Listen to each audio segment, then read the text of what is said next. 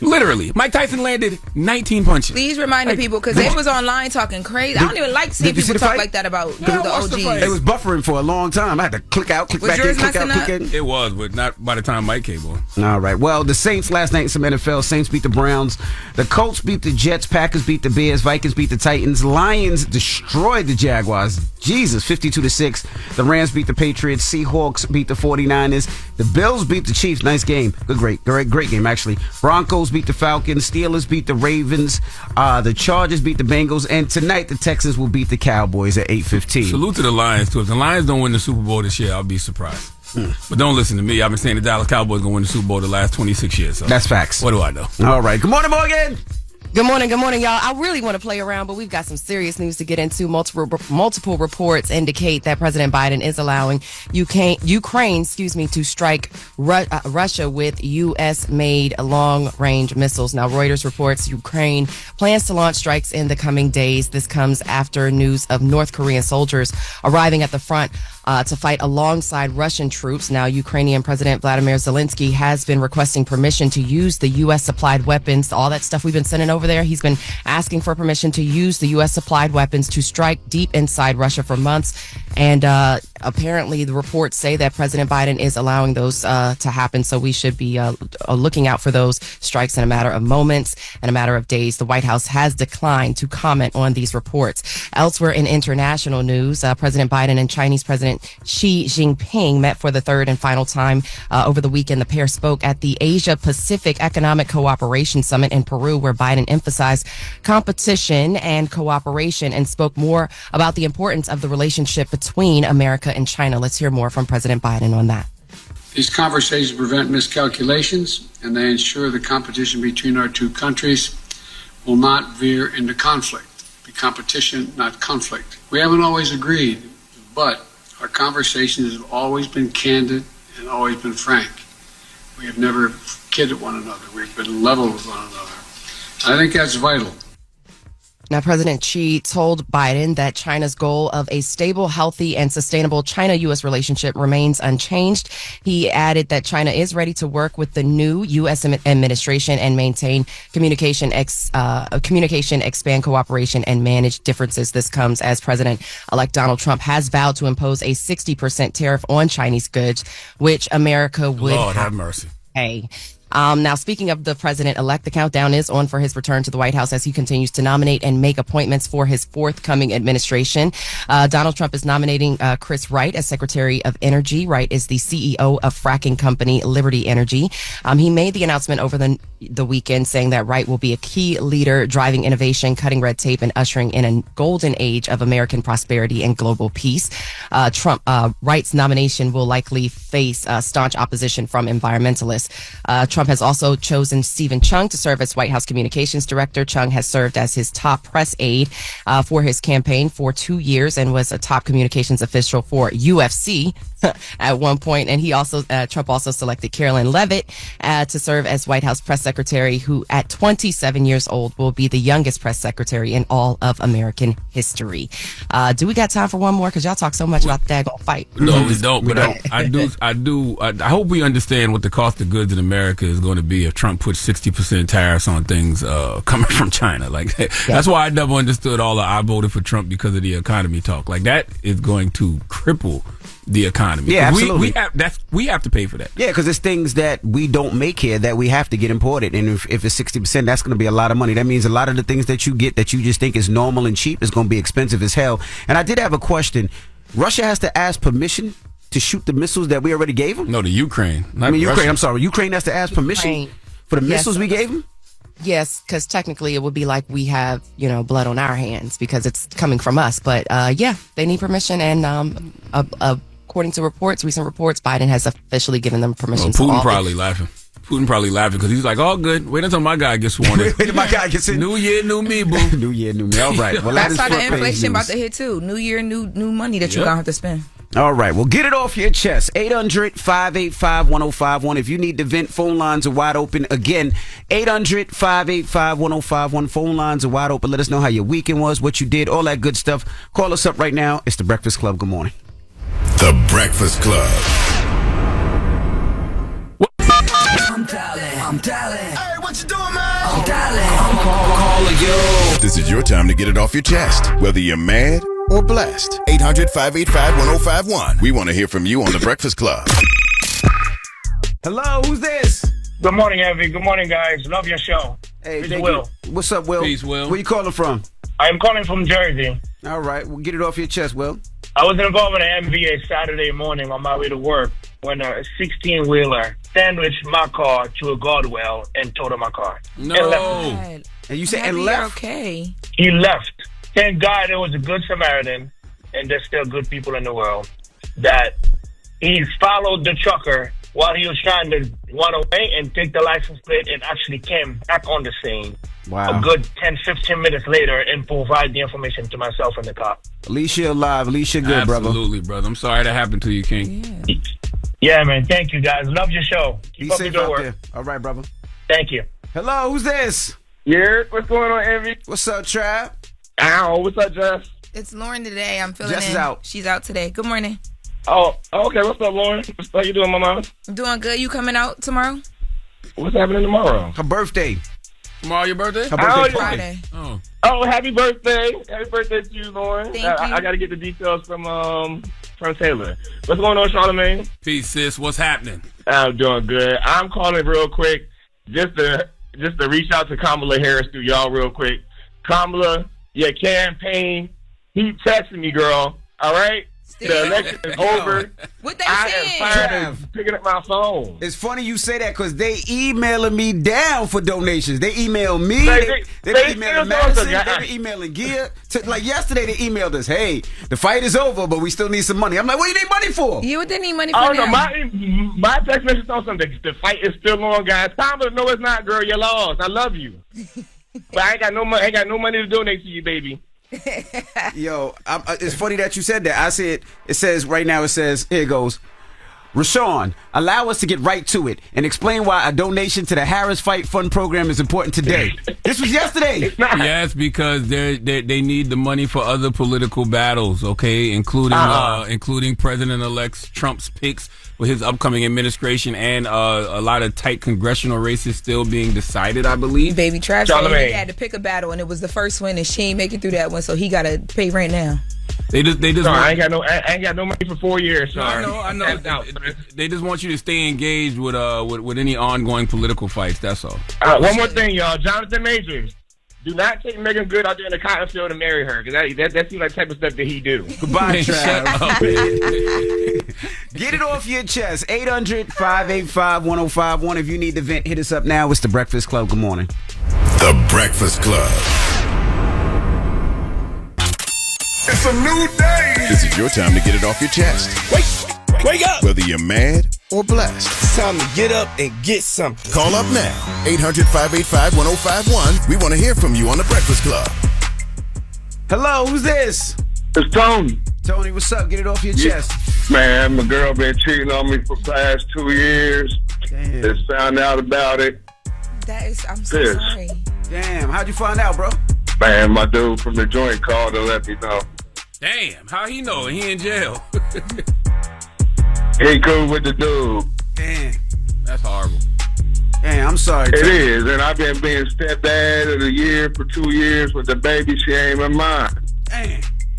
Well, what you gonna do, Tony? You leaving or you staying? Be honest with us. I'm leaving. Where Did you calling leave from? already, or you finna go? Nah, I'm in the process. This happened Friday. I'm good to that. 3 days in leaving. Did you tell her yet? Did you tell her you found out? Yeah. Did she admit to it? No, that's what I'm saying. The dude told me the truth. She lied like usual. How But you the know he dude told me telling the the full truth. truth? How you know he not just trying to break up your happy home? He ain't got no reason to. They never do. I think you should have Right, a conversation Bubba. with her before you get that new apartment. He did. She lied. She said she wasn't cheating. Exactly. You know what I mean? And then he told me, yeah, I've been messing with her since 2022. I'm like, wow. There got to be more to the story. Black women don't cheat. Man, cut it out. That's all women cheat. Yeah, black men don't cheat. Black sorry, women don't Tony, cheat. man. All right, Tony. Nah, man. but that's all I wanted, man. Y'all have a good day. All Peace, right, King. man. Damn. Hello, who's this? Hey, good morning. It's Dawn. What's up, Dawn? Where you calling from? Can you tell I'm like way out south? Riverdale, Georgia. Riverdale, Georgia. Good morning, Dawn. Good morning. Get it off your chest. All right, okay. I'm just going to have to start letting it roll because I've been so furious and so mad since the election. Dawn, you been drinking this morning? No, I ain't been drinking. Okay, sorry, go ahead. What are you talking about? Like, because I'm talking slow? No. Yes, because you talking slow. I have to talk slow. Nobody can understand what I'm saying because I'm like so from the South. All right, go ahead. And then I'm like, I said, go ahead, Mama. Get it off your chest. I'm sorry for interrupting you. Oh, no, you're cool. Hey, DJ, I appreciate y'all. Andy and Charlamagne, I enjoy y'all so much. Okay, so I'm like really sick of Trump. And I'm like, I don't understand why they had 2 people try to take out this guy, and they both failed. First of all, I mean, how is that we don't wish political violence on any elected official, man. Nobody at all, ma'am. We don't do that. That's not what we do. I agree. You high this morning? You were smoking this morning. She drunk, and it's like when somebody tell you something, and when you know you're drunk, and you sober up real fast. You're right. No, I swear I'm not drunk. Where you calling from? Where they Georgia, Riverland, Georgia. I never heard of Riverland, Georgia. What that say? Georgia. Somewhere they got Riverland. hypnotic. She did an Incredible Hulk this morning. I'm sorry. It's Riverdale. Oh, Riverdale Georgia. in Atlanta, like in the Atlanta. Well, yeah, in that area. Yeah. I'm 20 minutes from the Atlanta airport. Okay. You know, like Lil Baby and all those songs. Yeah. I'm from Clayco. Okay. All right. Well, nice to hear from you this morning. Thank you so much. Salute to everybody who listens to us on 96.1 The Beat out there in Atlanta. That's right. You on your way to work? Hold tight. Charlamagne. Hey, I want a book, Charlamagne. You don't strike me as a reading type, but I'll send you a book. I'll send you a copy of my new book, Get Honest or Die Lying, Why Small Talk Sucks. I have a bunch of them in here right now. I appreciate it, baby. Will you sign it? I will sign it. What's your name again? Dawn. God, you're awesome. It's Dawn, D-A-W-N. I'm going to sign it right now. Hold on. Drunk ass Dawn. All right, Dawn. You have to hold on, Dawn. I'm signing Cheers it right to now. Dawn. I'm signing it to drunk Cheers ass to the Dawn. freaking weekend and Dawn. Dawn, don't hang up, okay?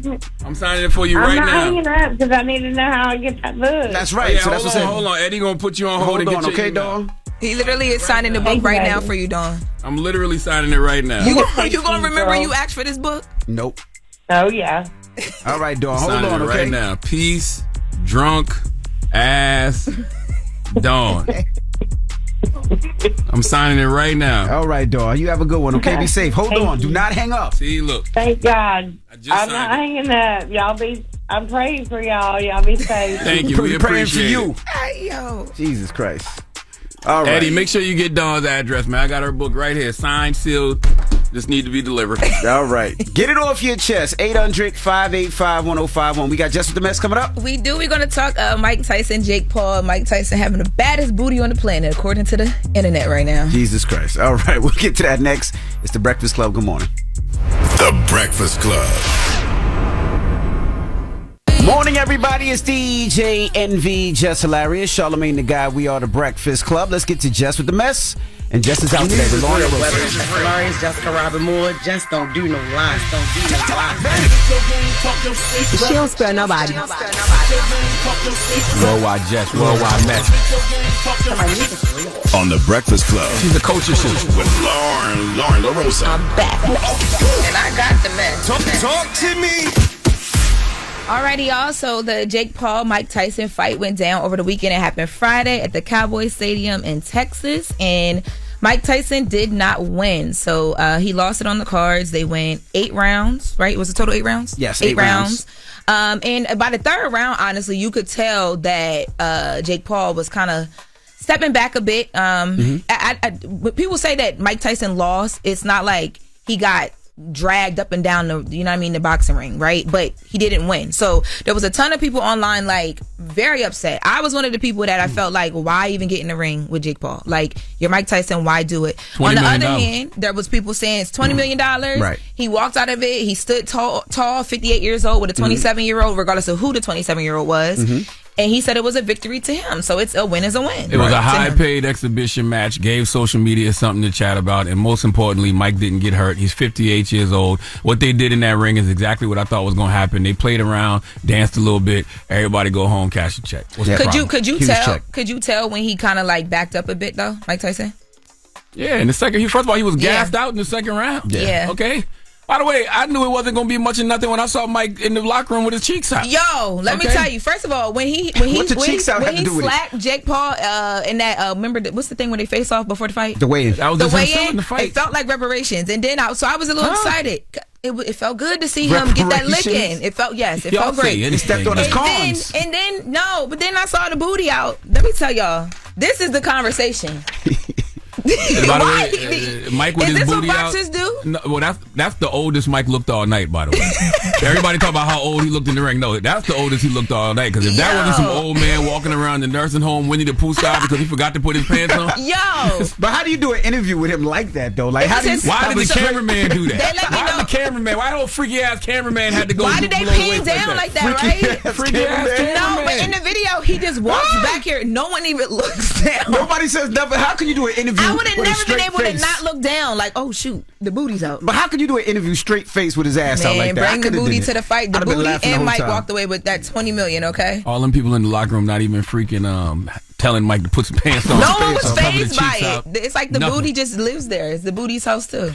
But I just want y'all to know that being that I was born in 1978, Mike losing at 58 does not hurt at all. Okay, watching Mike lose in his 20s and 30s, that hurt way more. Okay, I'm from the generation that watched Mike Tyson lose to Buster Douglas. We watched him lose to Vander Holyfield twice. Mm-hmm. We watched him lose to Lennox Lewis. Yep. We watched him lose to Danny Williams. We watched the white boy named Kevin McBride beat on Mike so much that Mike didn't even decide to answer the bell after the 6th round. Well, I'm from that generation. Okay. Got the booty, dude. Oh, my goodness. Okay. So we've been watching Mike show his ass. I ain't never said. We've been watching Mike show his ass. Okay. Well, I do want to mention that Mike Tyson did speak out after the fight. He said that this was one of those situations where he lost, but he still won. Mm-hmm. He's grateful for the fight that night. He has no regrets in the ring. That one last time, he almost died in June. He had 8 blood transfusions, lost half of his blood and 25 pounds while in the hospital, so he had to fight to get his health to be able to fight. So he feels like he won. He said that have his children see him stand toe-to-toe and finish 8 rounds with a talented fighter half his age in front of a packed Dallas Cowboys stadium is an experience that no man has the right to ask for. Thank you. #Paul Tyson. Now, we do have Jake Paul talking about after the fight, talking about how he did take it easy on Mike Tyson. Let's listen. You were working the jab really well. At any point, did you start to take your foot off the gas just a little bit because you noticed he was tiring out? Yeah, definitely. Definitely a bit. You know, I wanted to give the fans a show, but I didn't want to hurt someone that didn't need to be hurt. Did you feel Mike's power at all? No. He hit you with one, and you gave him the tongue. Only because the crowd, got turned up, but it didn't actually hurt. No one's punches have really hurt. I got buzzed a little bit against Tommy Fury, but that's about it. Yeah, man, salute to Jake. Jake could have hurt Mike if he wanted to, but he decided to carry him. I mean, Mike Tyson landed 19 punches. Can't even believe we're talking about this like it's a real fight. Jake Paul won a decision to Mike Tyson in an exhibition match, and Mike is 58 years old. It was entertaining. Cut it out. It was entertaining. Well, up next for Jake Paul, it may be, he tried to call out Conor again, which he's been doing for some time, saying, he wants to do it MMA style with him. But Gervonta and Jake Paul had a back and forth. Gervonta posted to the bozo that shared the ring with Mike, "You a whole bozo for this, and you didn't get the job done," with the poop emoji head. Oh, poop head. Okay. Yeah. Ish head. Yes. So Gervonta, Jake Paul was actually responding to Gervonta in the post interview as well too. Let's take a listen to that. You called out Canelo in the ring. Gervonta Davis just posted that he would beat the brakes off of you if you guys fight. Yeah, I'll be down. Let's run it. I'll be super, super down. I don't know if Gervonta needs Jake Paul. Let's be clear, right? Is there a height limit in boxing? What about you and Conor McGregor? Are you interested in that? Yeah, he'll never do that, though. He knows. He knows way. One, he's under contract. And two, he's not his own boss. Yeah. What's the weight difference between Jake and Gervonta? Jake don't need to be fighting no tank. Huge difference. What's the huge? How much? 70, 80 pounds. 70, 80 pounds? I got my money on Tank. Tank. Jake don't need to see no Tank. Tank will beat the brakes, the wheels, the engine, the alternator, the transmission off Jake Paul. I don't even want them out there. Do that fight. I don't care what the weight difference is. First of all, he wouldn't do that fight. He wouldn't do that one. I hope not. He wouldn't do that. I don't care what the weight difference is. Gervonta Davis is beating every part of the car off Jake Paul. Okay? Ain't not just the brakes. I don't care what y'all say. Every part of the car is crazy. I don't care how much more he weighs. Man, why you got that picture of Mike Tyson cheeks hanging up in hell? Put that down. I'm from the generation. This is what you mean? Why not? If that's how y'all remember Mike, that's how y'all choosing to remember Mike. If Netflix can show it, I can show it today. They not. You know what that reminds me of? You're trying so hard not to look over here. Idiocracy. The booty dude. Y'all ever seen the movie Idiocracy? And in the movie, there's a movie that's like the biggest movie in the world, and it's just called Ass. And it's just a set of cheeks sitting on the screen. Y'all ain't never seen Idiocracy, yeah? No. Oh, well, we living in it now. Okay. All right. Watch that movie one day with Maya Rudolph and Luke Wilson, I think. I don't remember. This is the era of the booty do. All right, well, that is Just With The Mess. All right, now when we come back, we got Front Page News. Morgan will be joining us. And then Shyne will be here. That's right, Shyne Poe, his documentary, The Honorable Shyne, is out today. We're going to talk to Shyne when we come back. It's The Breakfast Club. Good morning. The Breakfast Club. Your mornings will never be the same. Good morning, everybody. It's DJ NV, Jess Hilarious, Charlamagne the Guy. We are The Breakfast Club. Lauren LaRosa filling in for Jess. Jess lost her voice. She'll be back tomorrow. And let's get in some Front Page News. Now, some sports. Let's start off with football. The Saints beat the Browns. The Colts beat the Jets. Packers beat the Bears. The Vikings beat the Titans. The Lions destroyed the Jaguars 52-6. The Rams beat the Patriots. Seahawks beat the 49ers. The Chiefs lost to the Bills. The Broncos beat the Falcons. The Steelers beat the Ravens.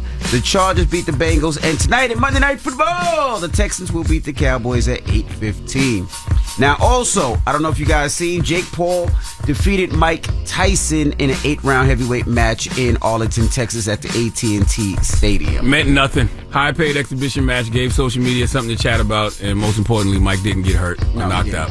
Yeah. And he's 58, guys. 58 years old. Made $20 million, right? Upwards of $20 million, they say? Probably a little bit more. Okay. I mean, I know 20 was his purse. Right. But I think he probably made a little bit more on the back end. Well, salute to my... Speaking of back ends, no, I'm just kidding. What's up, Morgan?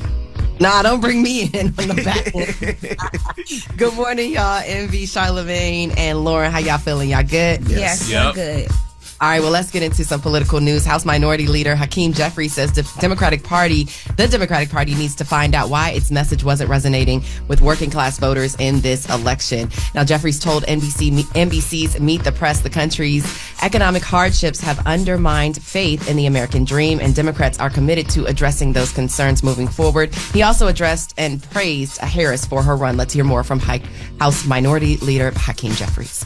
It's been under assault for decades for a wide variety of reasons.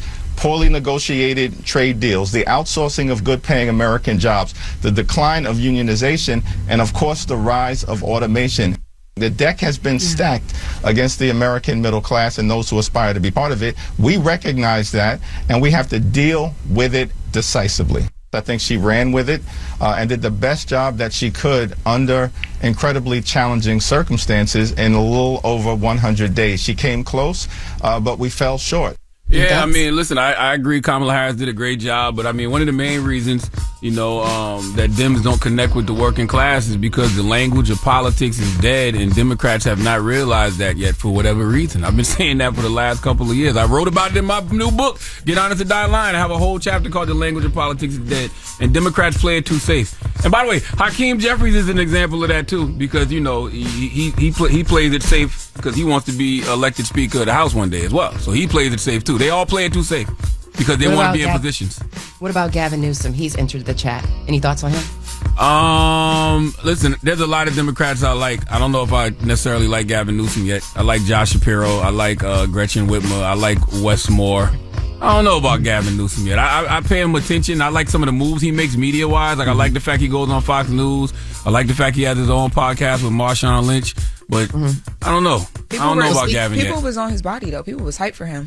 for a little bit. Speaking of California Governor Gavin Newsom, he is reflecting on the presidential election result. He spoke about it on his podcast, Politicking, saying while campaigning for Vice President Kamala Harris, he was in a Democratic Party bubble. He says that's the reason why the party was so enthusiastic coming into the election. Let's hear more from Newsom.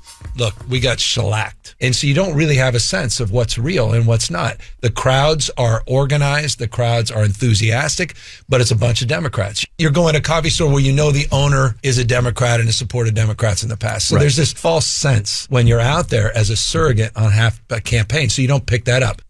He says that rather than campaigning in a bubble, he should have campaigned not to loyalists, but the party should have done what Donald Trump did and speak directly to people who usually vote for the other side. So he's saying that the Dems should have went straight to the Republicans and tried to vie for votes. I feel like the whole party was kind of in a bubble, and I said that numerous times here on the Breakfast Club that a lot of the enthusiasm was largely in the party, but I disagree with him. Like. She was campaigning with Liz Cheney, talking directly to conservatives for the last couple of weeks, and a lot of people say that was a mistake. They said she should have been trying to energize the base more, because when you look at 2020, I think Biden had 81 million people come out and vote. Yep. The vice president had 74 million.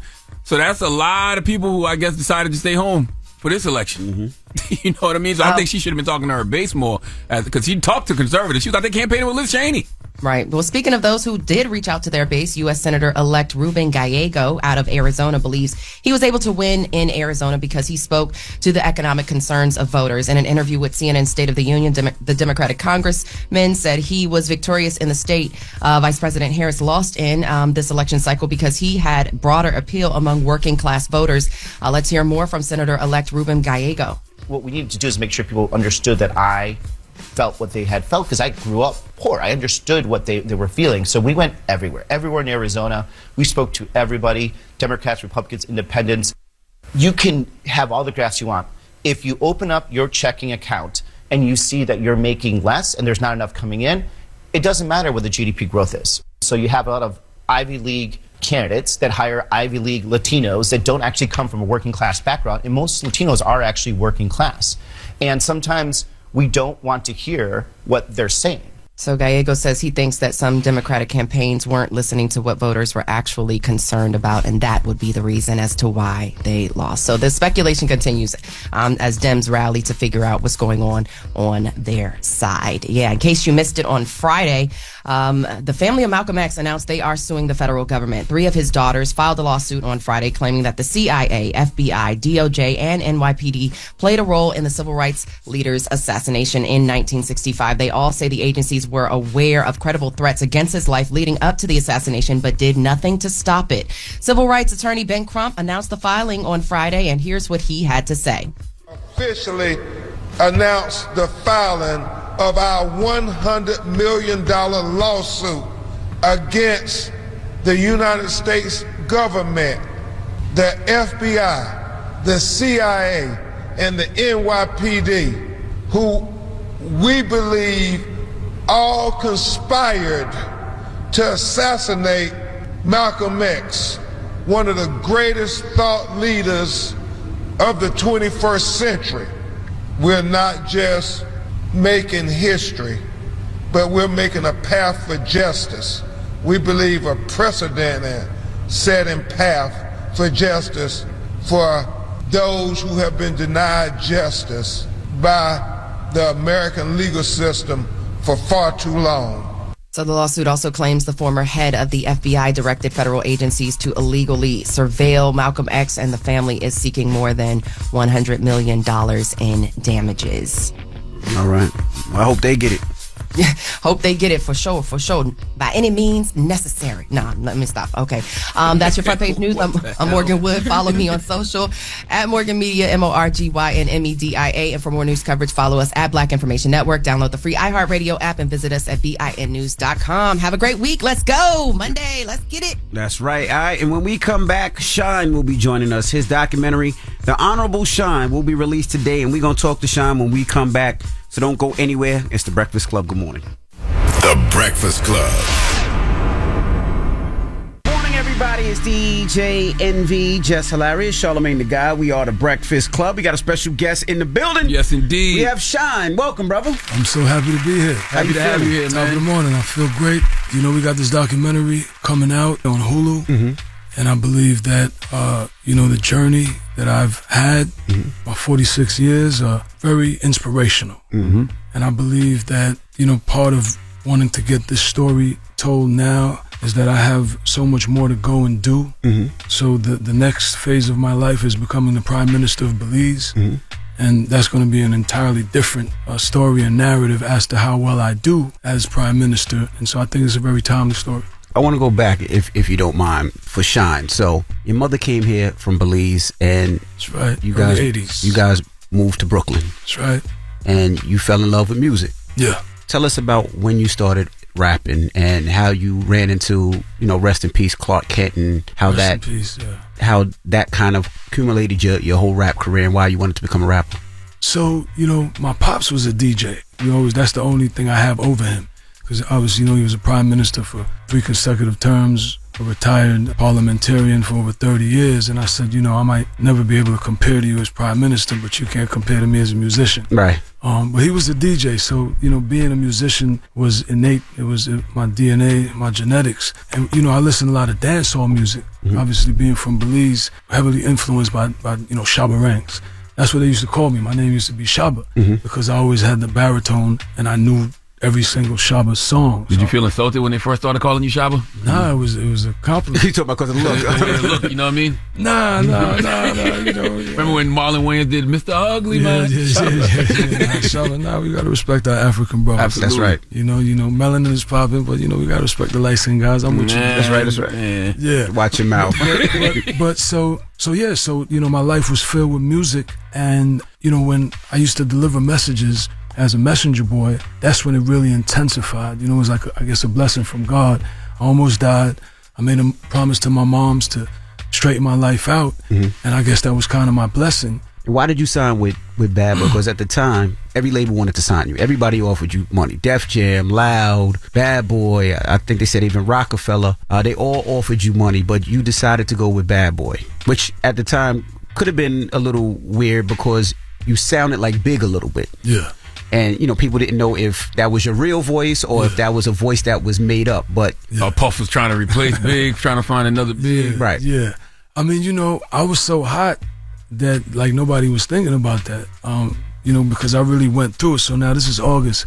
I got with Don Pooh and them. I didn't sign to Bad Boy until, like, February of 98. So 97 in August it started. But, I had rapped for Puff. He was like, yeah, you nice, but I got to teach you how to make hits. That was over the phone. Pitts put me on the phone with him. I gave Jay-Z my tape. He threw it out the window. Is it true when you first met Jay, you asked him, does he have his gun on him? Yeah, I was a wild boy. Why'd you ask him? No, I mean, that's the mentality. Like, we street guys, and, that's how confident I was that my music was incredible and that, I was willing to risk my life. That's literally. But you used to walk around with 2 guns on you. Well, that was that particular night. I had gotten shot at. There was a shootout in front of Daddy's house, literally like 30 days before the Club New York situation happened. And that was with Junior Mafia. And after that shootout, that's when I started carrying, because once I got into the industry, I had kind of forgotten about that life because, you're in the industry. Like, this is a fairy tale. This is a fantasy. But that was like a rude awakening, with respect to the Mafia and Rock and Aziz and everybody. It's all love now. But was that shootout because you sounded like Big? That's not the way that it unfolded, because we used to all be cool. But, I don't know exactly what drove it, because there was a point where everything was good. Like, we was on tour together, we used to hang out, but, it went left. We recovered that because, when C's came to Rikers Island, I took care of him. You'll see all that in the documentary. He's in the documentary. And it's been love ever since. When D-Rock went upstate, made sure that, my guys that were with him, everything was good. So all these stories are in the doc? Yeah. Okay. Now, you was also telling us why you decided to go with Puff. Yeah, so Puff was the hottest thing on planet Earth. But, the numbers that they were talking was crazy, unprecedented. The numbers that Def Jam was talking. So I was like, man, as a business, they was giving me everything. Like, I was just making up stuff. I would just test it.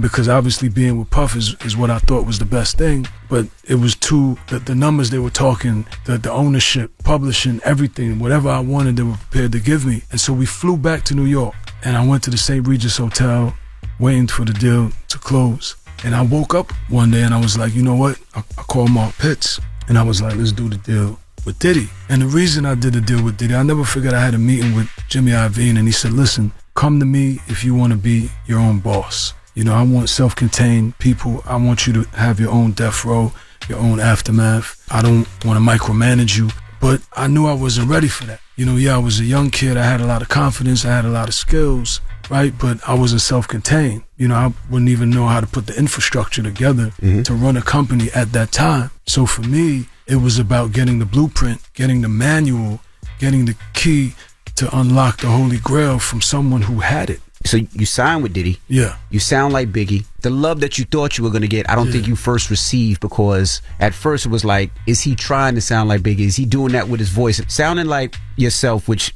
people say sounding like Big. Was that good? Was that bad? Was it bonus? Was it difficult? Well, remember, I didn't come into the industry like that. I came into the industry with everybody wanting to sign me, thinking that I was nice.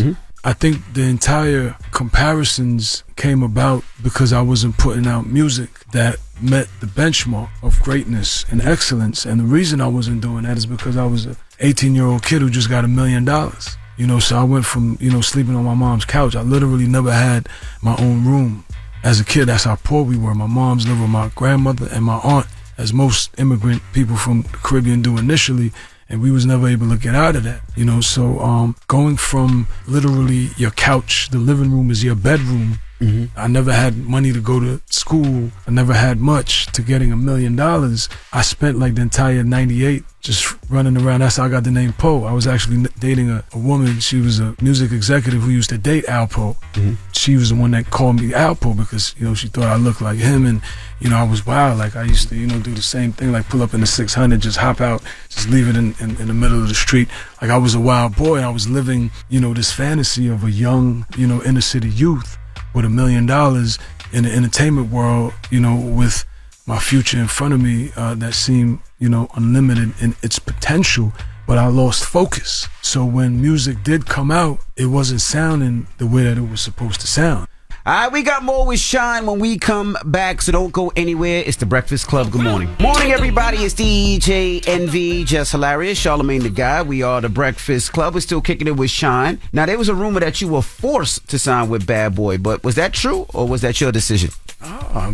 Listen, everybody wanted to sign me, whatever I wanted, tens of thousands of dollars every week waiting to sign the deal. So, yeah. Kobe was on the bench when he came into the league, right? People don't talk about that. And Kobe had Phil Jackson, and that's how Kobe became Kobe. So for me, I wasn't ready to be a coach player. And again, say what you want about Puff, but the things that he's accomplished in music and entertainment space and in his entrepreneurship, it'll live forever. Right.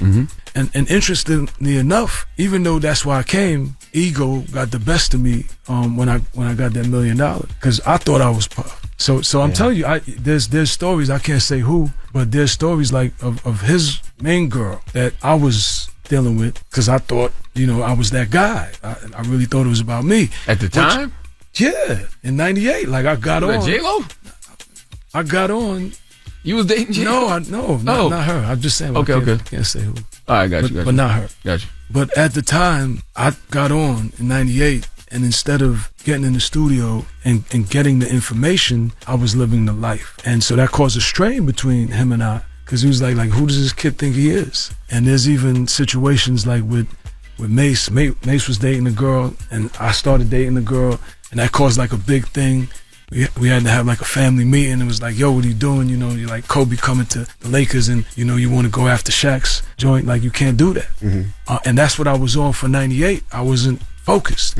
And it wasn't until 99, after that same girl, this is the girl that was also seeing Mace. She's selling millions of records. She had like the biggest record that year. And Brandy. And she said, She's not, but now you know. Now you know. Listen, the documentary is in the documentary. Okay. It's in the documentary. Clark Kent says who it is. God bless his soul. And we had an argument, and she said, "Yo, you're nobody." She said, "It's you." Yes. Damn. You're nobody. You ain't sold one record. You think you styling. You think you're that. You're nothing. You haven't sold a record. And that hit me like the hand of God. Just slapped me back into reality, because she was telling the truth. Like, what, I wasn't there to date, R&B divas and pop divas and, look fly. I was there to make hit records. And I wasn't doing that. And that shook me up. And I was like, yo, where Puff at? All right, I carry your bags. Let's get in the studio. And that's what we did. So the entire 99, I was in the gym, I was in the studio, and that's how we made Bad Boy. So I have no regrets about signing to Bad Boy. I got everything that I came for. Didn't expect that I'd get a 10-year sentence out of it, but I always wanted to know, when you did come out, it was always said that Puff himself didn't get on the stand and snitch, but witnesses he put on the stand cleared him and pointed at you. Absolutely. Not that they didn't just clear him, they lied. Because even today, I'm still not saying anything to get him in trouble. Right, you said you didn't see the shooting. Right? The victim says Puff shot her. And I'm still saying here and now, and I've said in interviews, if he did shoot her, he was defending himself. It wasn't intentional, because people were trying to kill us that night. Now, the person that's a fact that y'all alleged got into the argument with, they were saying that the issue was with you and him. Maybe you were signed to him before, owed him money. That was a story. I don't know what type of drugs Flex is on, or what type of mental breakdown he's having, but that is absolutely untrue. Everything that I'm saying now, I've been saying. It doesn't mean that I didn't forgive Diddy and move on, but when Little Rod puts a suit out saying that Diddy is bragging about shooting up the club and making Shyne take the rap, that changes things. Right? And then you're looking at it like, okay, well, is he just saying that? Then the guy that Little Rod said was carrying the drugs for Diddy on the planes, they get them at the hangar, and the guy got the drugs on the plane and gets arrested by the feds. So then you're like, okay, well, if he wasn't lying about that, maybe he is telling the truth. How do you forgive that, though? Sitting 10 years in the box, knowing Diddy's whole thing with Bad Boy, and all the artists will say that is, it was all about family, right? That's what it was sold on. It was family. We all a family. We all together. We all in this together. But when Ish hit the fan, it was no family. It was every man for themselves. Absolutely. You get out and you forgive him. And no, I didn't forgive him right away. If you notice, when I got out, I was attacking him too.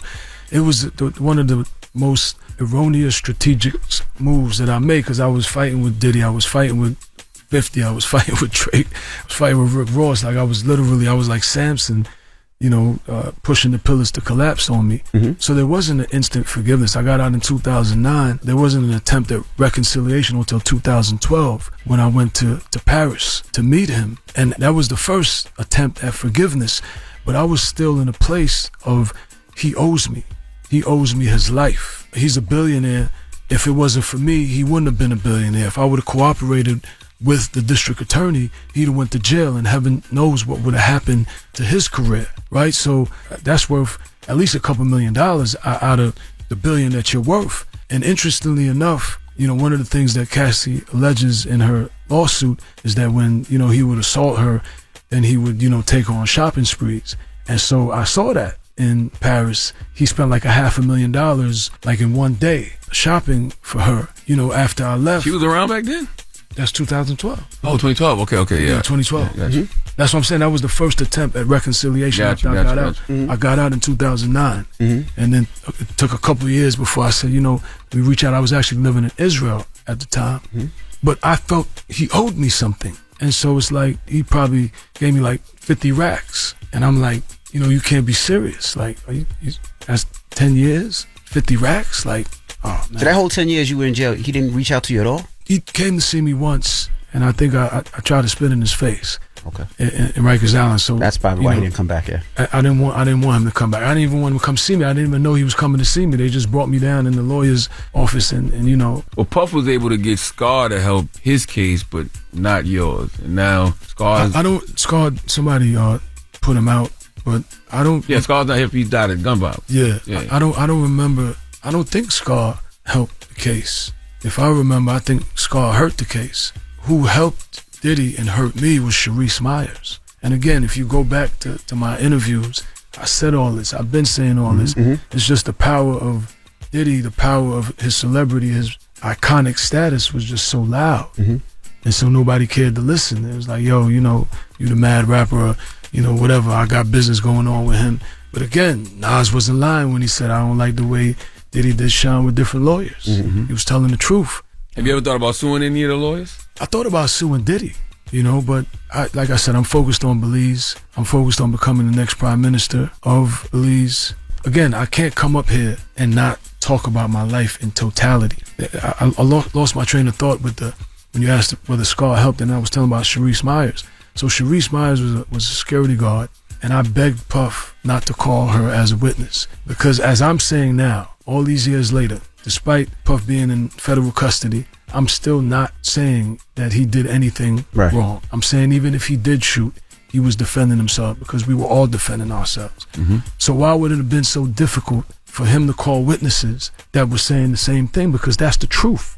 I wasn't in there being belligerent and acting in a depraved want, because that's what I got convicted of, assault for depravedness, and that was due to him. That was the most damaging witness, and we begged him. Wolf begged him. All of us begged him. Yo, please don't call this witness. This witness is gonna bury me. And he called the witness. Why? Why wouldn't he listen to everybody? Like, why? Because he wanted to save himself. The strategy is somebody got to go to jail, and it ain't gonna be Diddy. All right, we got more with Shyne when we come back. It's the Breakfast Club. Good morning. Morning, everybody. We are the Breakfast Club. We're still kicking it with Shyne. Of course, his new documentary, The Honorable Shyne, is out today. Charlamagne? Have you ever spoken to the woman who was shot in the face, Natanya Rubin? Because she's been speaking up recently. No, I haven't spoken to her. You know, I apologize and I regret. I think I did a Combat Jack. Rest in peace, Combat Jack. Rest in peace. I had done an interview with him, and I had extended, sorrow that she got hurt. And I've said it in interviews that I've done over the last couple of days when they asked, do I have any regrets? I don't regret defending myself, but I regret that people were hurt. And so I said that as far as, she's concerned. She said it was Diddy. Yeah, she said Diddy shot her. But we don't know, because the bullet fragments were never extracted from any of the victims. But definitely there were 3 guns fired, mine and 2 other guns. And, she said what she said actually immediately to the doctor.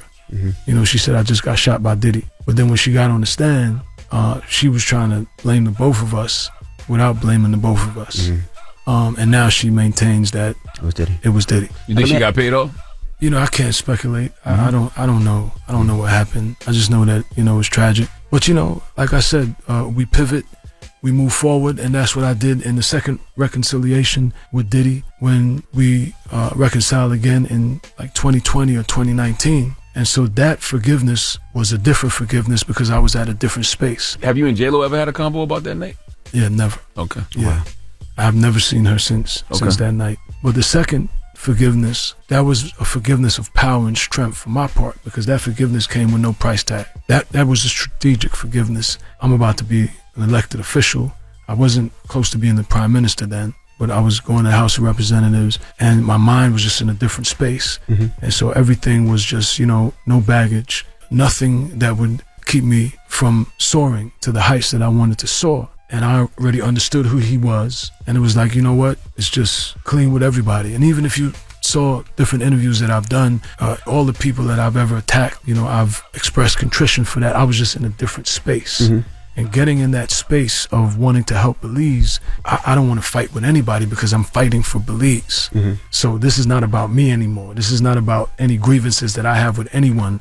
It's like even with your elections, I congratulated President-elect Trump, and I congratulated Vice President Harris, because it's about Belize. I'm not a Republican. I'm not a Democrat. And that's how that forgiveness came about, because I knew I would never get anything from him, but it wasn't about getting anything from him. Have you really moved on from the Diddy situation? Because I saw you say on Tamron Hall that, you healed from it, but then you also say he destroyed your life. And it feels like after he went to prison, you started kicking his back in. I guess it feels like that, but we just went through a well, not prison, but jail. No, we just went through a chronology of all the things that I'm saying now, I've been saying, number one. Number two, you can't delete the Little Rod lawsuit and those accusations of him bragging about shooting up the club and making me go to jail. So he never apologized. He never said, yo, man, thank you. Here's a bag, something. He never did none of that. In Paris, he did say, he was like, oh, you know, it was the lawyers. You know, I shouldn't have listened to the lawyers. The lawyers that turned me against you. You know, my bad.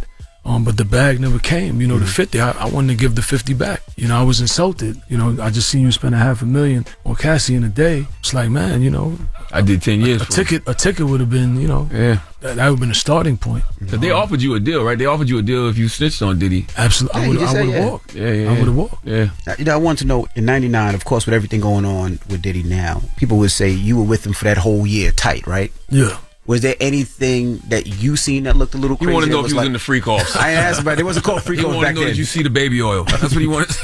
No, absolutely not. Absolutely not. Strictly focused on making music. Yeah, I didn't see any of that. And none of the violence that people are saying that are coming up in all these things? No, I didn't see any of that. I wanted to ask also, do you still perform or no? No. Like not even at all. Not even charity events. Nothing at all. Well, I did the charity event in the UK with Diddy and gigs, and I did the Lifetime Achievement Award. You know, those were legacy moments. But it's so difficult being an elected official who's not just an elected official, but the leader of a mass party, government in waiting, that, you know, I just can't find the space to do that, because again, you don't want to put out a body of work that's subpar and that's below the standards that people want. Has Diddy's team reached out to you since doing all these interviews? No, I think his team put out a statement though. Yeah. What the statement say? It says, Mr. Combs categorically denies Mr. Barrow's allegations, including any suggestion that he orchestrated Mr. Barrow to take the fall or sacrificed him by directing witnesses to testify against him.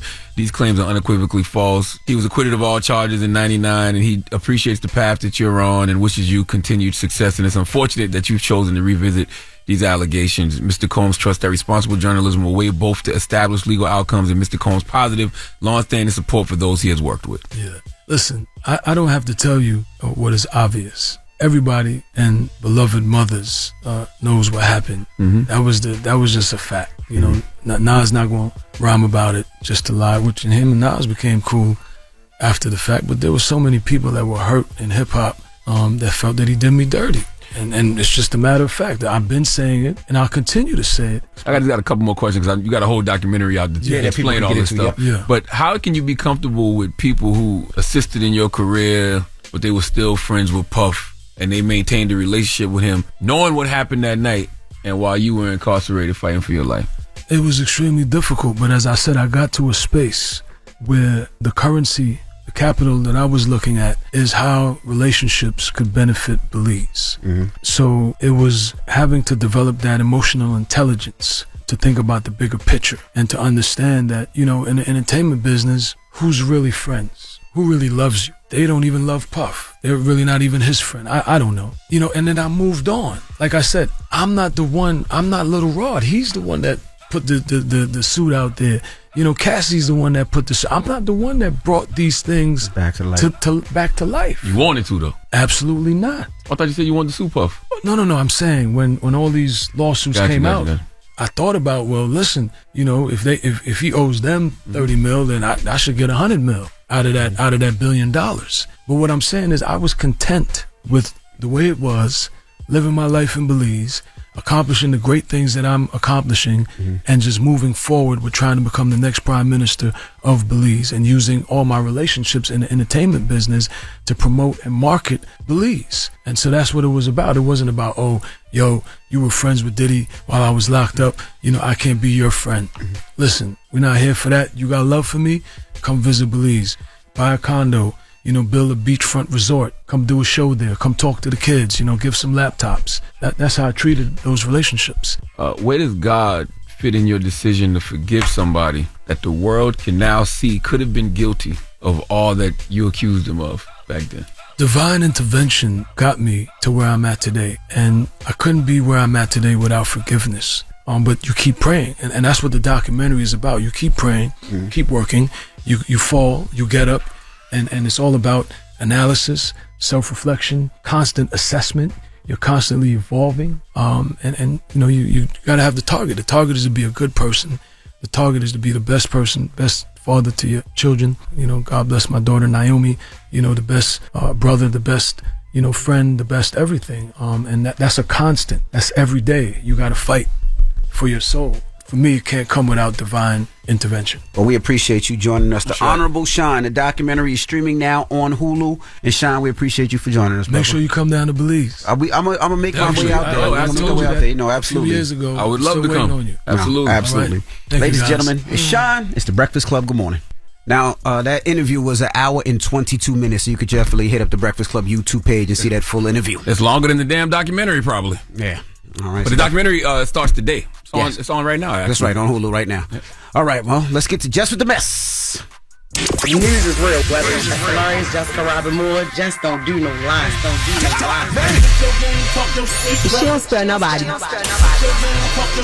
Worldwide Jess, worldwide Mess.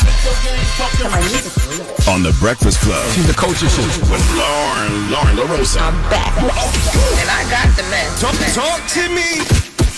Now, Jess is out. She lost her voice, so Lauren LaRosa's filling in.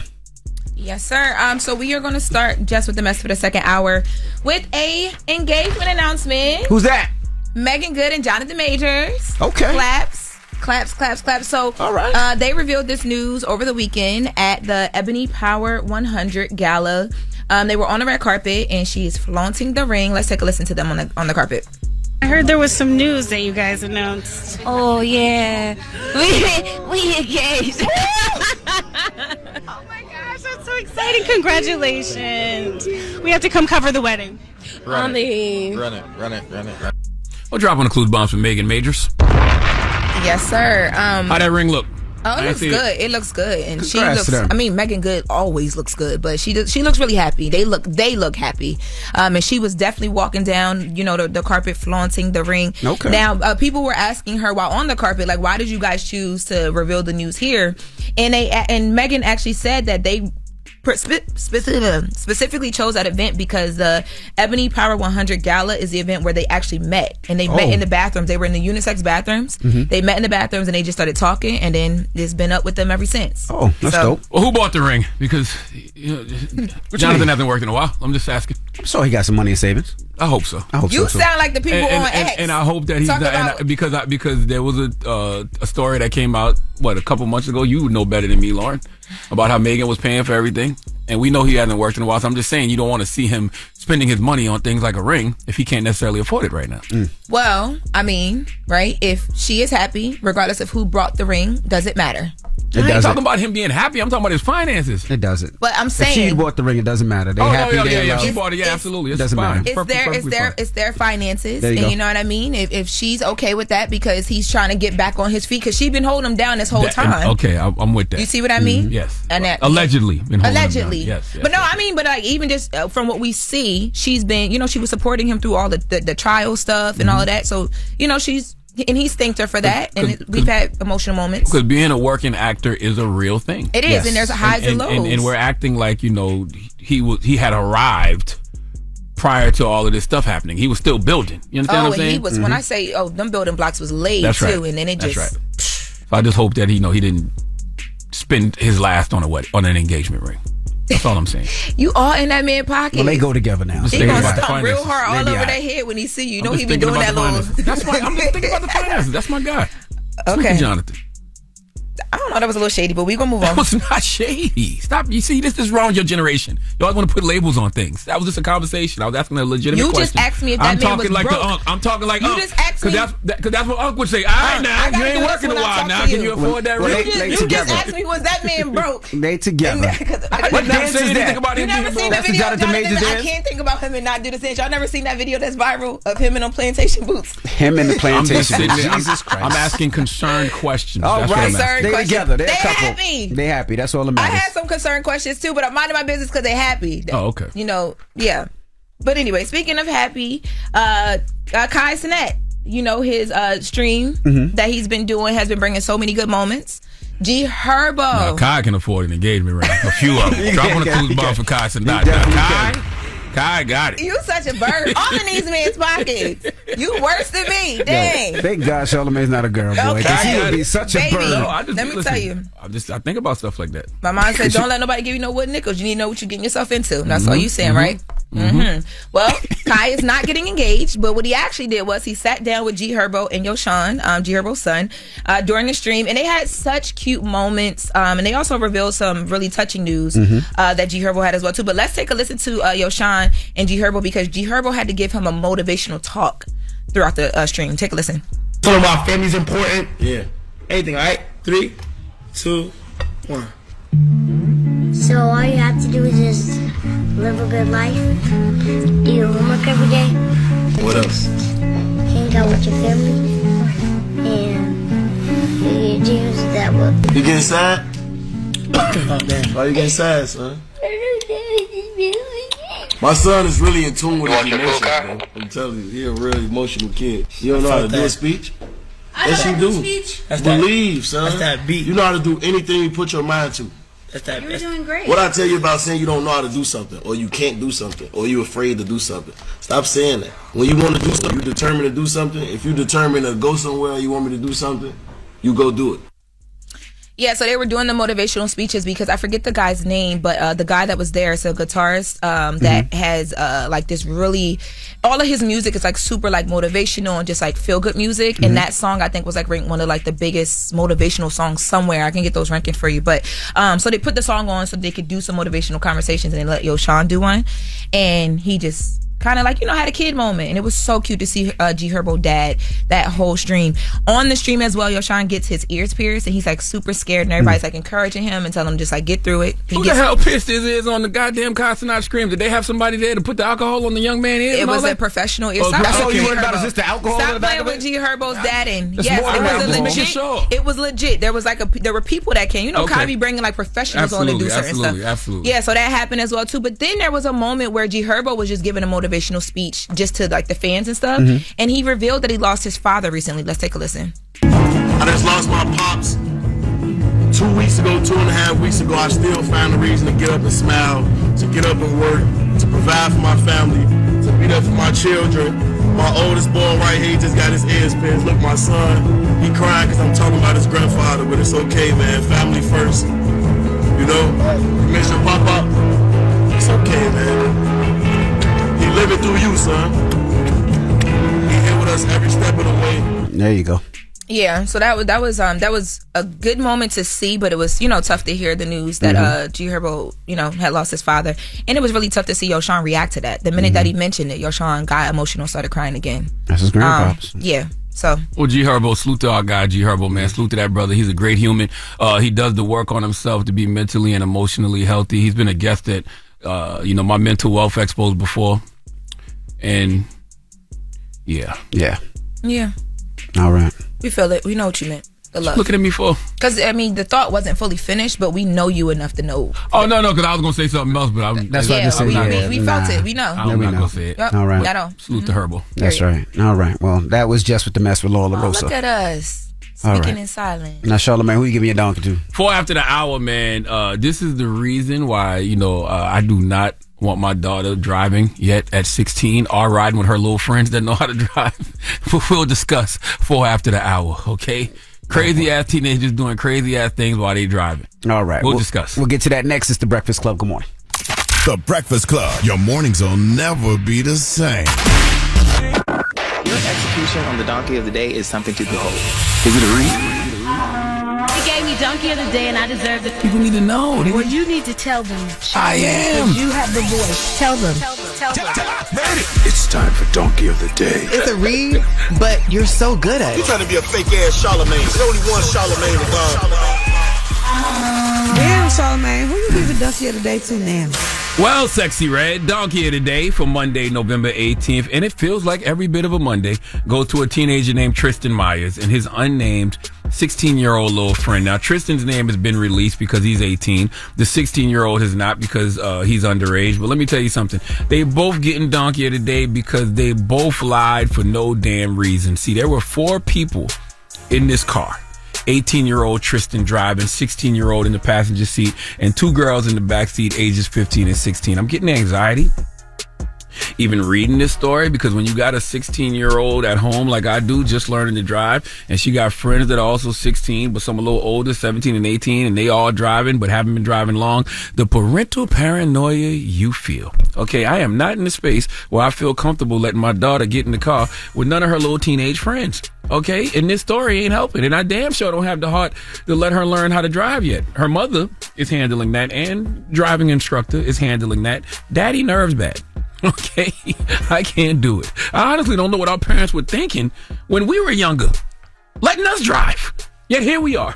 Now, the reason Tristan and his 16-year-old friend are getting donkey today is because 3 of the teenagers were taken to a local hospital with non-life-threatening injuries because Tristan crashed the SUV he was driving. He lost control of the Ford Bronco he was driving, and the 2 young girls were thrown from the vehicle. Thank God they are still alive. Not one of these youngins had on seatbelts. Not one of them, okay? Now, the reason they are getting the biggest hee-haw is because Myers first said the accident happened because he swerved to avoid an animal in the road. Understandable and believable, because deers stay committing suicide in our society. But that's not what happened. See, deputies talked to the teens, and Myers was speeding and driving erratically before the crash. He was actually cited for inattentive driving. Now, why do you think he was speeding? Showing off, right? Mm-hmm. We all did it when we were younger. And why was he driving erratically? What had his attention? Was he live on Instagram? Was he live on TikTok? Was he attempting to take a selfie? Was he texting and driving? What? TikTok. It's TikTok, sir. TikTok, Unc. Was he texting and driving? Huh? No. Actually, he wasn't doing any of those things. Okay, see, what had happened was the 16-year-old he had in the passenger seat with him, that 16-year-old decided to use a lighter to set Tristan's armpit hair on fire. What? What? That's right. This little 16-year-old took a lighter to Tristan's armpit hair. It's hard for me to condemn people for things that I've thought about doing. What? But it's easy for me to condemn people for acting on it. See, there has been plenty of times throughout my life where I've looked at someone's armpit hair and thought to myself, is that flammable? Okay? Especially when you can see the pieces of deodorant in the armpit hair. I understand the urge to want to roast some marshmallows around a warm arm fire pit, but you can't let those intrusive thoughts win, young man. Okay? My whole life has been me fighting my intrusive thoughts. Okay?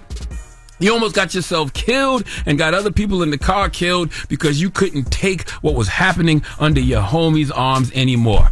Makes me also wonder, Tristan, was you musty?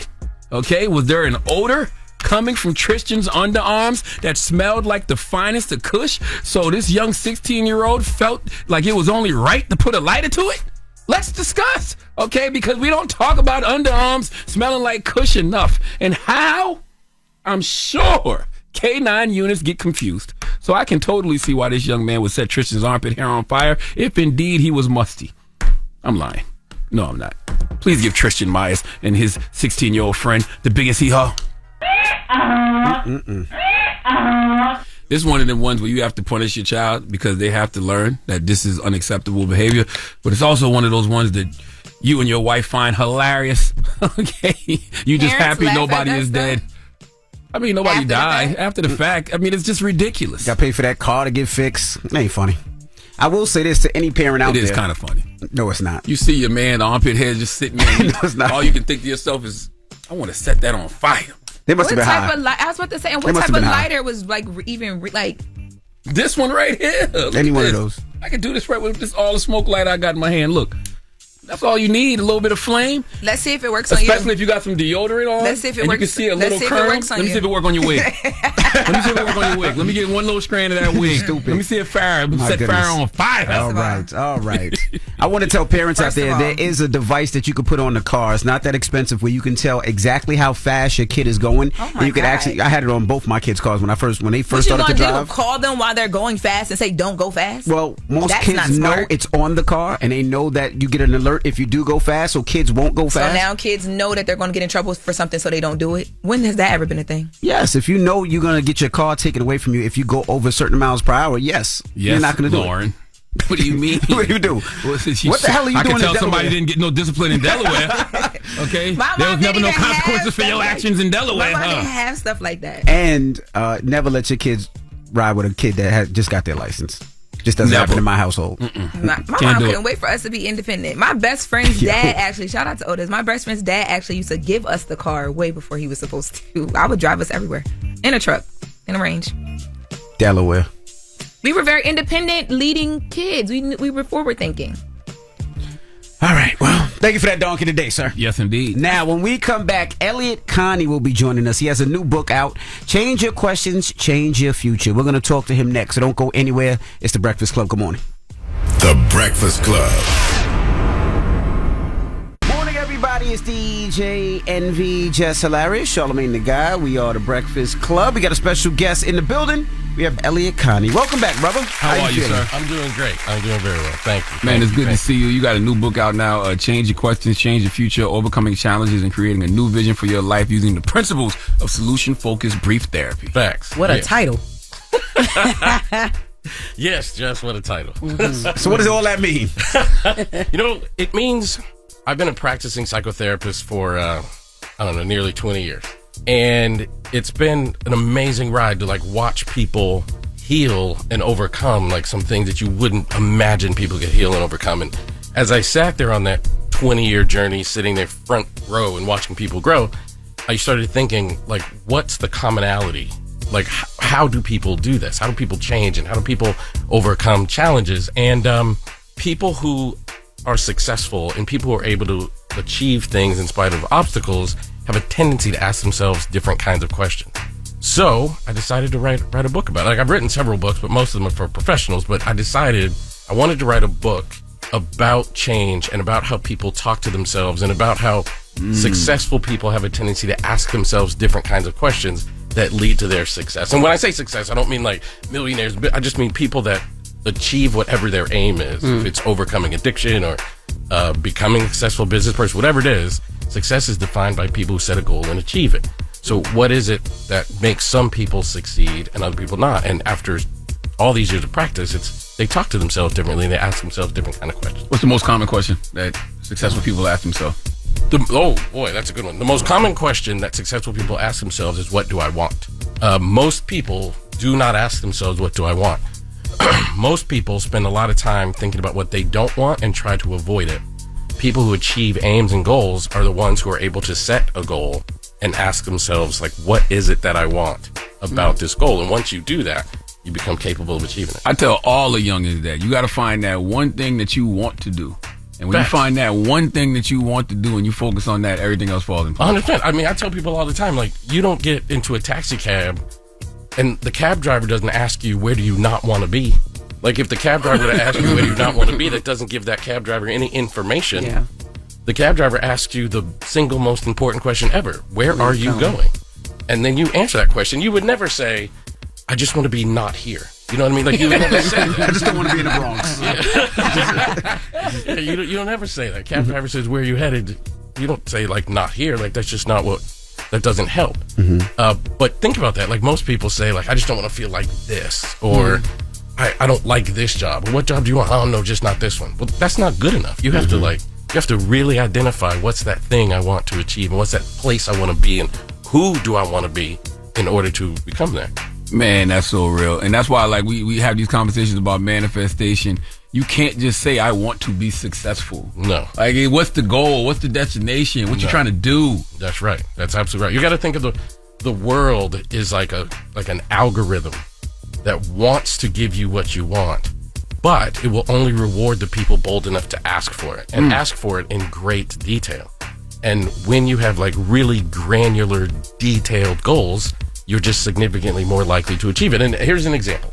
When I was in high school, my obsession was to go to college and play baseball. That was my obsession. I knew that college was my ticket out of the situation I was in, and I wanted to go to college and play baseball.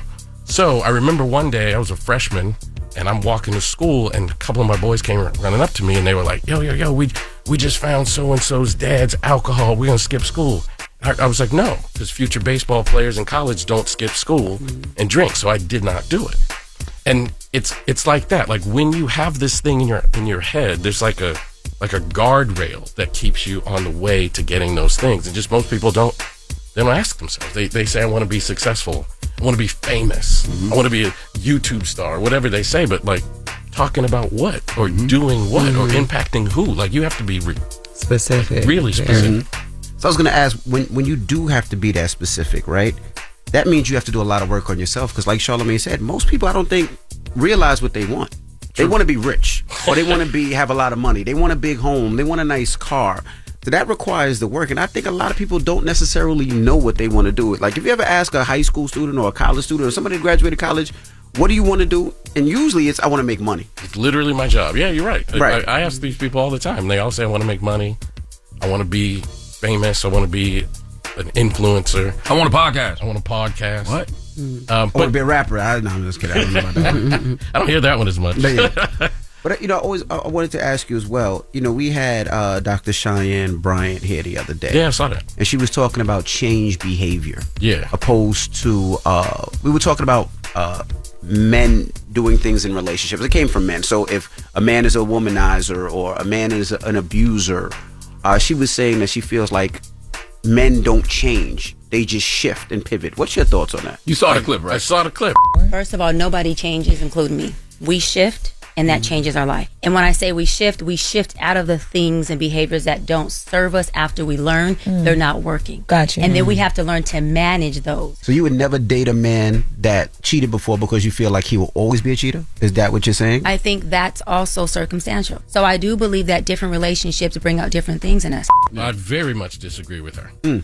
When she says people don't change, and respectfully, like I don't want to talk down about anybody, but therapist beef, let's go. Man, I got enough of that in my field. I certainly don't want that with the good sister, Dr. Bryant. I heard her say that like people don't change. She was like, I don't change it, but that is actually not true. So we have to go back to what's the definition of change. So, like, here's an example. Recently, I've been taking my health more seriously, and I gave up soda, fried food, candy, working out. When you do that, my body chemistry is different. If you did a CAT scan on my brain now versus 6 months ago, it looks different. Like, wouldn't that be definable, noticeable, observable change? And we often use phrases like, you are what you consistently do. So if I change what I consistently do, don't I change who I am and how I show up in this world? I think it's a very disheartening thing to say people don't change, they shift. Like, what if I've had a really hard life, trauma, abuse, tragedy, and I cope with that trauma, abuse, and tragedy with drugs and alcohol? Are you saying I can just shift? I can't actually transform and become a healed human and outgrow the problems that plagued my life and led to these addictive behaviors? Like that's wildly inaccurate. And you recently becoming a new mother again, you're not the same person as you were before this person. Like, wouldn't we observe that as change? Absolutely. Like that's just a different thing. I think she was saying that you have to make these shifts in your life before it leads to actual change. But I don't know that that's true. I think the first step in change is, it goes back to what we were saying before. It's identifying who you want to be. And once you identify who you want to be, then the next steps become very obvious. Like, you now identify as a mom of 2 instead of what you were before, which is mom of 1. And at some point in your life, you were mom of 0. Yeah. And that's going to impact your choices. So it really starts with how you identify and what you do. So when she said that, I was like, oh man, you know me. Sometimes I'm screaming at the computer like, but I really disagree with her. I think the greatest capacity that human beings have is the ability to transform their circumstances. And we do that by the way we identify. All right, we got more with Elliott, Connie. When we come back, don't move. It's the Breakfast Club. Good morning. Morning, everybody. It's DJ NV, Jess Hilarious, Charlamagne the Guy. We are the Breakfast Club. We're still kicking it with Elliott, Connie. Jess. What about if you, going back to what we were talking about before, Dr. Bryant, what about if you don't know what you want to do? Or what if that changes? What if you get into something and then you're like, is this what I really want to do? Or like, how do you get out of that? Because then you can land yourself in a funk. You can be depressed or, something like that. Right. So I think there's 2 questions there. Like, what if you don't know what you want to be? I know a really good book that people should read that'll help them identify. Change Your Questions, Change Your Future by Elliott. No, but seriously. But I mean, if you don't know what you want to be, you should explore and you should try things and you should ask yourself the kind of questions like what difference do I want to make in this world?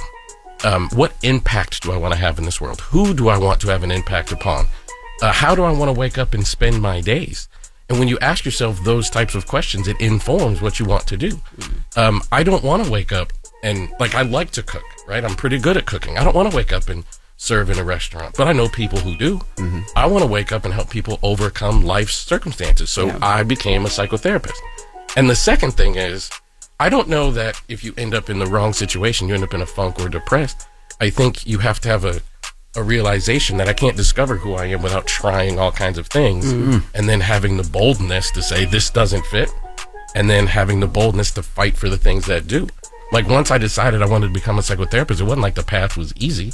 In fact, it's been very, very challenging. First of all, I had to get a master's degree and that required 2 degrees, and I don't know a lot of people in my family or environment where people were getting master's degrees. I had to get a license. I had to study and work. And then, when I showed up in the psychotherapy field, and I say this all the time and people don't really believe me, but when you're in graduate school studying psychotherapy in 2005, there are literally zero African-American faces that you study in those books. So do you think the white status quo in the field was very excited for this black dude to show up and start writing books and start showing up on stages? Like, it's been a really hard, but I know this is my place. So you have to have the boldness to, this is where I am and I'm going to fight for it. And all 3 of you in many different environments, comedy, business, music, radio and television, you've all been wildly successful. And I would venture to bet it hasn't always been easy, the whole not at all. And I think that goes back to also the question that we ask. Like, people look at your life or your life or your life and they're like, I want to be Jess Hilarious. I want to be a really famous, really great comic with beautiful skin. Thank you. with beautiful skin. Because that's not easy. And a dope new child. Yeah. But they do. They look at her life and like, I want to be like that. And then they start trying to replicate who Jess Hilarious is. But how many comedy clubs did you work at when there was 10 people in the club, or you had to drive there and they didn't even pay you gas money to cover it? Yeah, a lot. People don't want to replicate the journey. They want to replicate the outcome. That's right. But if I want to be Jess Hilarious, I have to change my question and ask, what street did she go down to get to the ultimate destination where she got? And I've got to be willing to go down that same street. And that's not an easy thing to do. I mean, that's a hard road to do. Yeah. In chapter 5, you talk about being difference-led. What does that mean, to be difference-led? Yeah, a really, really powerful question to ask yourself, or in my case, when I ask my clients, is what difference would that make? So if I identify that I want to have a successful podcast, you should ask yourself, what difference will it make in my life to have a successful podcast? Because difference leads to motivation. Now, you have 10 jobs, right? But let's imagine the only job you have is comic. And you're tired and you're like, I don't want to get on another plane. I don't want to get on another bus. I don't want to take another stage. But if I were to ask her, what difference would it make if you continue to do that? She's inherently going to think about these 2 babies, and she's going to think about my ability to pay for their future, their college, whatever. And that's going to increase her motivation to do really hard things for the betterment of her life, the betterment of her children's life. And most people don't think about difference. They just think about, on a very surface level, the thing that they want. And I think we should spend more time thinking about difference. What would you say to people who are experiencing grief due to Vice President Kamala Harris losing the election? Oh, that's a good question. I would say honor your feelings. I would say, this is a hard time depending on what you thought about the election and who you were passionate about or whatever. I would say honor those feelings, but then I would also say turn that grief into action, turn that grief into something you can do. The most powerful way to deal with grief is with hope. And a powerful way to deal with grief is with honor. One really good example is a grief that I've had in my life is my Uncle Jeffrey passed away. And he was, my uncle, just to make a super long story really short, I grew up really depressed and anxious from a difficult childhood. And my grandmother, in her ultimate wisdom, knew that one of the things that would help Elliott feel better is if he knew how much like his Uncle Jeffrey he was. When you grow up and you're super isolated, you just don't feel like you belong. And my grandmother sent this dude to come hang out with me, and I felt like I had a place in this world. And I was in Denmark teaching in 2017, and I got this horrible message on Facebook. I learned that my uncle passed away on Facebook. And, you know, my uncle, he was a big kid, man, and he would have loved all this stuff that's happened. Like, I've signed TV deals and got shows in development and books and hanging out with you and doing all kinds of stuff. He would find that stuff so fun. So the way I deal with the grief is, like, he's mentally coming along with me for the journey. That's how I honor him. So we also, if you're grieving in post-election, like, how do you honor whatever motivated you? Like, for me, as an African American, I thought it was amazing to watch a black woman do some of the things that Kamala was doing. Like, it was an amazing thing. I thought about my grandmother, who never thought this would happen ever in the United States, and to watch Kamala do what she was doing. So I thought it was amazing. And the way that I plan to honor that is by continuing to fight for a world where a woman is not voted for things that are A, not true, and B, she can't control. I had many people in the black community tell me, I just don't think a woman should be the leader of America. And I'd be like, why? Like, to me, it's wildly hypocritical for someone to say, my woman should be at home, like, as a leader of the house, but then you say women can't lead and you don't want a woman to be in power. It's like, those things they're not congruent thoughts. So I think we have to honor the process, and one of the ways I plan to do that is continue to advocate for black culture and black women in particular, because I think black women they need to be advocated for. And I think hope matters, because hope allows us to think that there's opportunity for things to be different in the future. And we need to think about what kind of world we want to live in, and do whatever we can in our small micro worlds and in our big macro world to advocate for the kind of world we want to live in. How do they follow you, Doc? Oh, Elliott, Connie. I don't know why people want to call you Doctor. Everybody do. Everybody does. How do they follow me? Go to Instagram at Elliott Speaks. Spell my name with 2 L's and 2 T's. You can follow me on Facebook. Just look at my name, Elliott Connie. It's not too many people named Elliott Connie. His new book is out now. Change Your Questions, Change Your Future, Overcoming Challenges, and Create a New Vision for Your Life using the principles of solution-focused brief therapy. Make sure you go get that. And check out Elliott's podcast, Family Therapy, on the Black Fed iHeartRadio Podcast Network. That's right. Always a pleasure, my brother. Elliott Connie, pick up the book. It's The Breakfast Club. Good morning. The Breakfast Club. Morning, everybody. It's DJ NV, Jess Hilarious, Charlamagne the Guy. We are the Breakfast Club. Now, Jess is out today. She lost her voice. She was in D.C. all weekend she performing. Got strep throat, actually. Oh, God. All What? right. Okay. You say she lost her voice as if she just lost her voice. That's the reason behind it. All right. Well, let's get this Jess with the Mess with Lauren Rosa. News is real, whether it's Jess Hilarious, Jessica Robin Moore, just don't do no lies, She don't spare nobody. Worldwide Jess, worldwide Mess. On The Breakfast Club. She's the coach of shit. With Lauren LaRosa. I'm back. And I got the mess. Talk to me.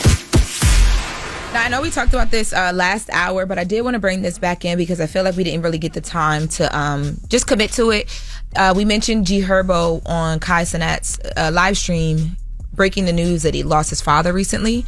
Let's take a listen to that clip one more time. I just lost my pops 2 weeks ago, 2.5 weeks ago. I still found a reason to get up and smile, to get up and work, to provide for my family, to be there for my children. My oldest boy right here just got his ears pierced. Look, my son, he crying because I'm talking about his grandfather, but it's okay, man. Family first. You know, you miss your papa.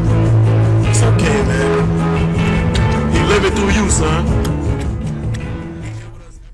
Now, so I wanted to make sure that we, took the proper time to send him some love. I know G Herbo was a friend of the room, and all that good stuff. And I've been seeing him move around because he did drop new music since then. So a lot of people were like, "Whoa!" They were, they were taken aback a bit. Well, I got a lot of respect for Herbo, man. The day his father passed, he was actually on his way to the Breakfast Club. He was, he literally got the news as he was on the way here, and he actually still came in the building. He was, visibly shook up, of course. And of course we didn't do an interview. That would be just ridiculous. But he just wanted to come up here and tell us why he couldn't do the interview. And he didn't have to do that at all. Like, who wouldn't understand what he was going through in that moment? Right. So salute to Herbo. Salute always. to G Herbo, yeah. For sure. Now, in other news, Diddy. So there has been a new filing in the Diddy case, which is crazy because I feel like with all these new filings, they hit and then they go away so fast now because it's so much Diddy news all the time. But basically, Diddy is asking for bail again, and the federal prosecutors have responded to that ask. And basically, what they're saying is that they're alleging that from prison right now, Diddy is still allegedly trying to sway witnesses and trying to corrupt witnesses and trying to sway the jury. So they pointed out a couple things. So remember when we had that video of his kids wishing him a happy 55th birthday? Yes. And Baby Love was singing and it was like, tearjerker. Now, common sense would tell you that, posting stuff like that it goes to character. You want to speak to his character if you can, as his children. But it was his birthday, so I think people didn't think much of it. Now, the feds are saying that they have on recorded phone calls, allegedly, that Diddy would do things like he would call his family members and say, hey, we need to post things on social media that jurors will hopefully see. And from that, they'll be able to, my character will look a lot better when they come in this courtroom.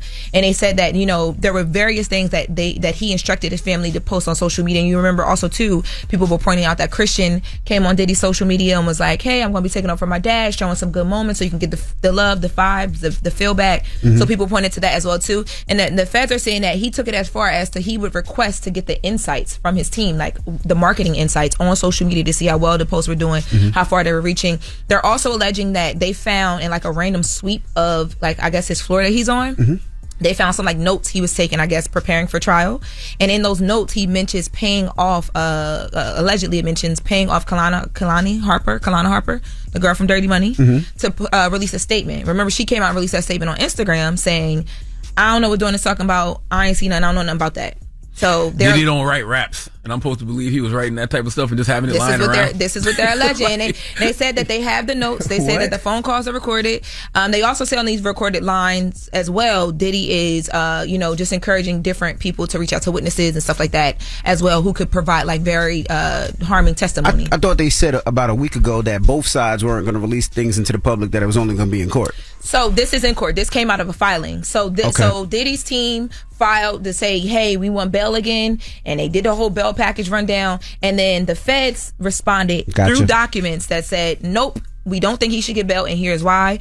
And from what I know, Diddy's team, of course, will be responding back to this, so you'll hear that pretty soon. But this is all happening in the court. We just know because it's public filings. I wonder how hard it is for them to pick jurors for cases like this. Oh, it gotta be tough. Yeah, and what I mean is, I'm not even thinking about what's happening on social media, what's happening in the news now. When you got somebody like Diddy who's been a part of culture for 30 plus years, I'm sure he has fans. Okay, right? So how do you pick a jury that doesn't have people on it as his actual fans? Oh, not even that. Anybody that's swayed by anything that they seen, like the video of Cassie that was everywhere. How can you get a juror that hasn't seen that video? Yeah.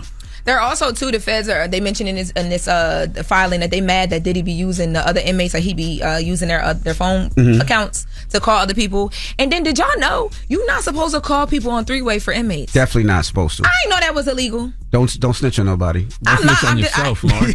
I don't sound like you about to tell on yourself. Definitely about to tell on yourself. I didn't know that was illegal. I used to do that all the time. 2 years ago. Somebody call me. Can you call my mama too? Let me call your mama too. Yep, that's illegal. Fair, You're not it's sophisticated, and I don't know nothing about what you guys are talking about it. And yeah, there's no three-way calls. I didn't know that. I learned that through this. I'm like, wait, inmates are not supposed to have cell phones either in jail. Yes, I know that. But how would you think that I know inmates that have cell phones? Just seems like something you would know. All right, moving on.